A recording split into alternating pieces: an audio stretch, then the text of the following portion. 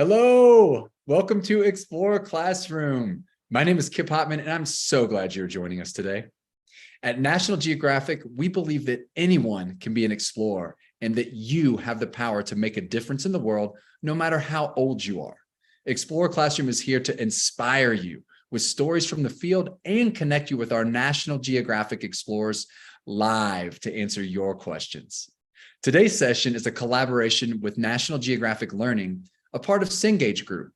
Together, we are dedicated to reaching new audiences with Explorer Classroom, and we are so excited to welcome you for this special event for students ages 13 to 18. Today, our explorer is none other than Carlton Ward Jr., a conservation photographer who is working as an ambassador for the recovery of the Florida panther. Today, Carlton will share how he's using photography to tell the story of an animal that is on the brink of being lost. But before we get into today's lesson, I'd love to welcome our registered viewers who join us from around the globe. Special shout outs for today go to Henry W. Owen School, Columbus School for Girls, Virtual High School, West Hancock High School, Wilmington Academy, Bentonville Public School District, and all the homeschools out there. We are thrilled to have y'all here. And with that, let's get this Explorer Classroom started. It's time to turn it over to Carlton to share all about the Florida panther. Take it away, Carlton. Hey, it's awesome to be with you guys today. I'm going to get this slideshow started in just a second.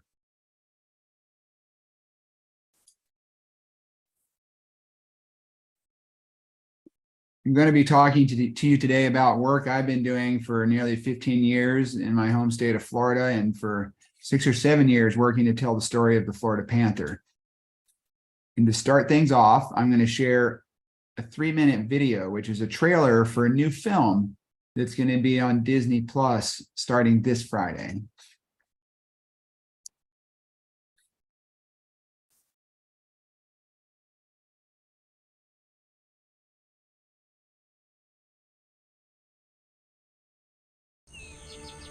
We call this area Kaihayadle, Shimmering Waters. This is our home. Just like it's the home to the deer, the frogs, and the panther, this is our home. This is the #1 cause of death, right? Vehicle collision is #1. In the last 2 weeks, we have 3.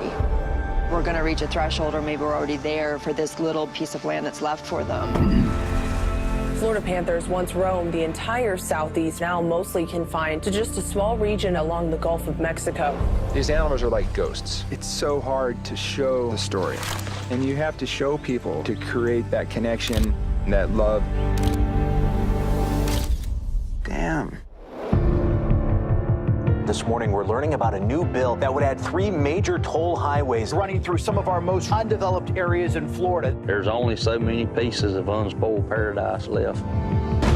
It's been before my lifetime since the last female panther was documented north of the river. Here's some nice tracks. If we can show the world who that panther is, that's going to be the spark to save this whole corridor. Now we've got a Category 5. The only population of Florida panthers occurs right where this hurricane is going to come through. There's so much disappointment. Then there's this image of hope. If a big python gets me, will you come rescue me? I'll film it. The animals, they don't see these imaginary lines. They're trying to get to the areas that they knew. What this group's ultimately doing is deciding the future of wild Florida. To have new generations of panthers being born here would bring this system back into balance. This is it. This is nature's last stand. Somehow it's still here, like a seed waiting to be replanted. The panther is showing us that it's not too late. There's no limit to the balance that we can bring back across this entire continent.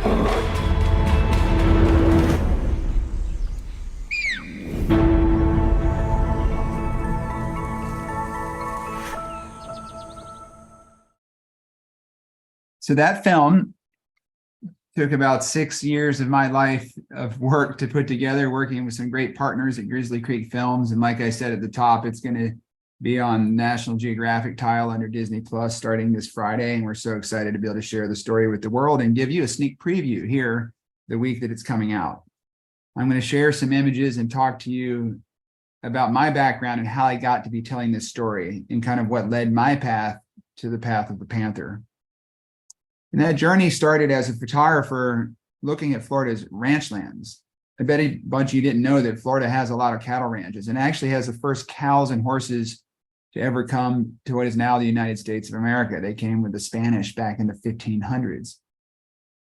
In my work photographing ranches, I learned a lot of things, and I learned that the ranches were taking up 1/6 of the state of Florida by landmass, but they're under a lot of pressure from development. And I also learned that ranches were supporting a wide diversity of wildlife, including Florida black bears. And I got this picture using a camera trap, which I'll talk more about later, back in 2006. These bears are relying on these private working lands, and they're telling a really interesting story about how the land fits together. A biologist friend of mine was putting GPS tracking collars on the necks of the bears, and those bears told us a story about how all the pieces of the land work together as one. For example, one of the bears they put a collar on, it traveled across cattle ranches like this, citrus groves, and timber farms. And it traveled 500 miles in just 2 months in the year 2010 and told a remarkable story about how all the land fits together. But the bear also got to the edge of Orlando, Florida, and hit a lot of development and had to turn around and go back to the area where it was born because it couldn't cross through to the next natural land. I'm going to share a few maps now because maps are super important for communicating about geography, and they help orient issues and stories to places. So this is a map that was really influential in the way I understood my home state of Florida and motivated me in the work that I do for wildlife corridors today. Florida has a lot of conservation land. So if you look at this map, all the areas that are in green, those are permanently protected. Places like Everglades National Park down in the south, or Ocala National Forest in the north, or Apalachicola National Forest over in the Florida Panhandle.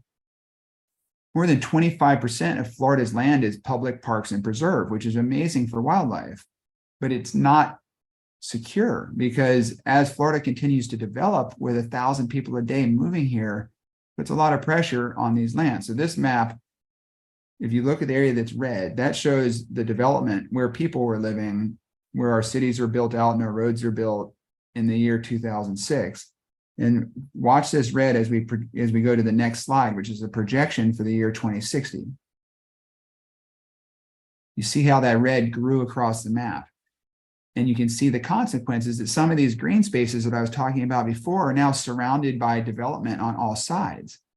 And that can be a real problem for any wildlife that need a large area. They end up getting surrounded in like living in a zoo without bars rather than a wide natural system. So I started to learn about the science, and I connected with biologists and researchers, and I learned about something called the Florida Ecological Greenways Network.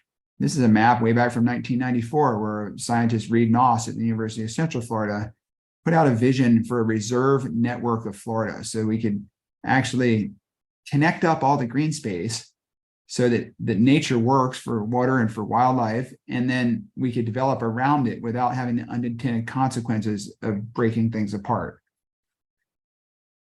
But this idea was not yet taking hold with the public and not with the decision makers. So as I learned about it, this is where I applied for my first grant to National Geographic, and in 2011 became a National Geographic Explorer. And it was for this project, the Florida Wildlife Corridor. I wanted to put a story on the science of the Greenways Network so that people around the state and people around the country and our leaders could understand the issue and the opportunity to save this place.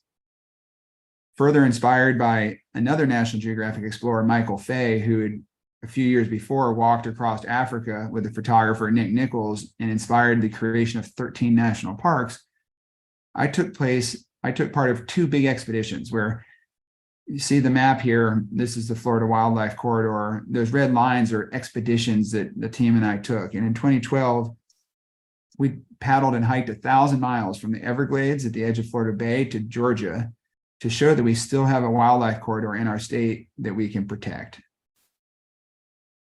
And through these big expeditions, I learned so much about Florida and how it fits together, and got really motivated to try to be a voice for the protection of this wildlife corridor. And that led me to the path of the Panther project. In 2015, I had a meeting with my editor at National Geographic magazine and understood that the Florida panther might be the best way to tell the story of the Florida wildlife corridor, because people were really interested in panthers, and the panther is a great symbol of why we need to save large protected areas. So I'm going to take a couple minutes and tell you a little bit about the panther and a little bit why that's important. This is panther habitat in South Florida in the Everglades. A Florida panther needs a home range of 200 square miles. So that's an area that's, in Florida terms, 4 times the size of Miami or twice the size of Orlando. And the only way you can have that much land is to have more conservation, and you have to protect large areas like the Florida Wildlife Corridor. The other issue is the Florida panther is the last puma. It's a puma like the mountain lion or the cougar. It's the last puma living east of the Mississippi River. And the breeding population, where the females exist, is isolated to the very southern tip of the state between Naples and Miami.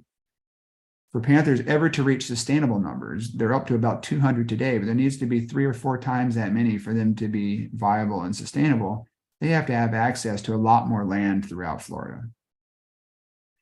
So this is 2016. I got my, at this time, 3rd grant from the National Geographic Society, and I started the Path of the Panther project. And this was my field camp. We had an Airstream trailer that was based out in Florida Panther National Wildlife Refuge. And I started working with camera traps to try to capture pictures of these elusive animals. I'm going to show you another map here. It puts some of the things I was talking about a couple of slides ago into perspective. You can see the area in dark green. That's the Florida Wildlife Corridor, the combination of existing public lands and working farms and ranches that we still have a chance to save. The area in yellow, dark yellow, is where the primary range for the Florida panther exists. And the area of the hashed yellow lines is the dispersal zone, where just now, for the first time in 50 years, female panthers are moving north into the state. I've spent a lifetime in the Florida woods, and I've only 1 or 2 times ever seen a Florida panther with my own eyes. They're really elusive. And so the only way I was going to be able to get reliable photographs for a story in National Geographic magazine was to use a tool called a camera trap. And that's basically a studio you set up in the woods to try to capture animals as they trip a motion sensing camera. I'm going to share a short video here that shows one of those at work. An animal like a Florida panther is not going to walk 3 feet from my camera lens, no matter how long I wait there. But by setting a camera trap, placing my infrared beam at the right place, putting my strobe lights in the trees, and kitting a camera in a waterproof box that can endure the elements, I can help the panther take its own picture. So that video is a little bit unfair because it compresses about 2 years of work into 30 seconds. Because really, my effort to photograph panthers in the wild with camera traps is the most difficult thing I've ever attempted in my career. And for the first 1.5 years, I was getting pictures like this, like where I just almost had a great picture. And the panthers were really frustrating because they would come through these trails maybe every 2 months. And if things didn't work just right, you didn't get the shot. And then you had things like black bears working against you to try to make sure your cameras were broken next time you came back to check and see what you got.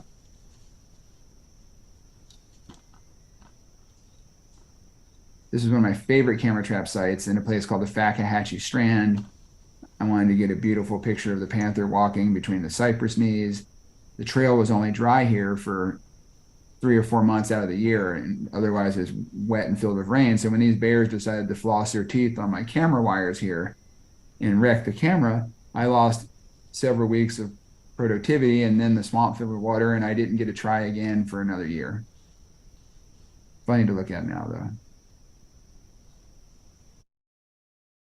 So I kept trying, and I kept working to try to show the Florida panther in this unique watery environment of the Everglades. The place is so wild and remote is a large part of the reason panthers survived there when they were hunted out of existence everywhere else east of the Mississippi River. here I am traveling to a camera trap in the Fakahatchee Strand. And after 2 years of this effort, I finally started to get some pictures that got my editors at National Geographic excited. Like this photo of a Florida panther flying through the swamp in midair with a rainstorm on the front edge of Hurricane Irma in 2017 beating off the surface of the swamp water. A really perseverant and resilient animal, and a little bit of success that I needed in the project to help me feel hope and help me keep going, to keep trying to get the rest of the pictures for this story. So over the course of the next couple of years, continued working to show panthers as it never been shown before by using camera traps and environments like this to show the world that they've inhabited, and that's given them a chance to survive in recent years. I also worked to show some of the issues Florida panthers are facing. In this picture, a panther is crossing from a cattle ranch onto a nature reserve and moving back and forth between the fence. So this fence it's not showing division, it's actually showing connection, because you need the nature reserve and the cattle ranch and all the other green properties working together as one connected habitat for a wide-ranging animal like a panther. The nature reserve that it's walking onto, it's the Audubon's Corkscrew Swamp Sanctuary near Naples. It's 20 square miles in size, but a single male panther has a home range that's 10 times larger than that nature reserve. So you have to have multiple properties working together as one. Another issue we worked to communicate was the importance of wildlife underpasses. This is an area where conservation has put in fences along the road and helped put ledges beneath it so that animals could travel safely under the highway without being hit by a car. This is a spot where we tried to show that in pictures. You can see there's some sort of white sedan on the road crossing over while a panther is coming underneath, and the fence is keeping it off the road. And here's another photo. This picture took 5 years of trying before I ever got a panther walking under with a vehicle on the road above. And another one here at night. And this was a really challenging picture to capture because there's 14 different camera flashes going off to light up this scene, from the background of the 2 lanes of Interstate 75 to the foreground where the panther is traveling, and we're getting the streaks of the cars on the road above. The point of showing this picture, though, is not to show that panther photography is difficult, but is to show that it saves lives for people and for wildlife. Because unfortunately, there are about 20 or 30 Florida panthers killed on the roads in Southwest Florida every year. This is a veterinarian from the Fish and Wildlife Conservation Commission trying to rescue a panther that's been hit by a car near Naples. And I'll show another map because maps tell a great story. If you look at that red arrow, that's where that panther was hit by a car. That was just a few years ago, back in the 1980s. If we fast forward to now, you can see how the landscape is transformed. And there's still just one little thread of green habitat left where that panther was probably trying to get across to a swamp that it once knew that's now a golf course or a subdivision.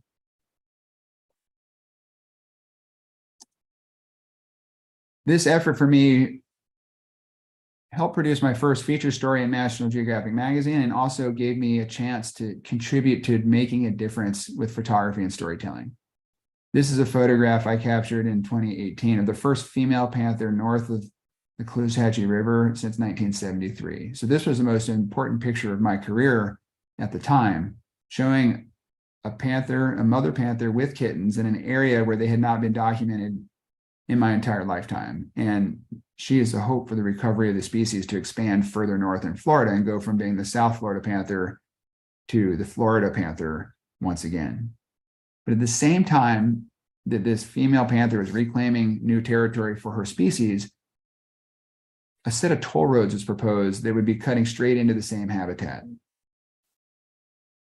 We were able to publish a story with National Geographic that put these issues in perspective and put some national and international attention on what was going on with the Florida panther and the toll roads. And thankfully, these toll roads were repealed and not built.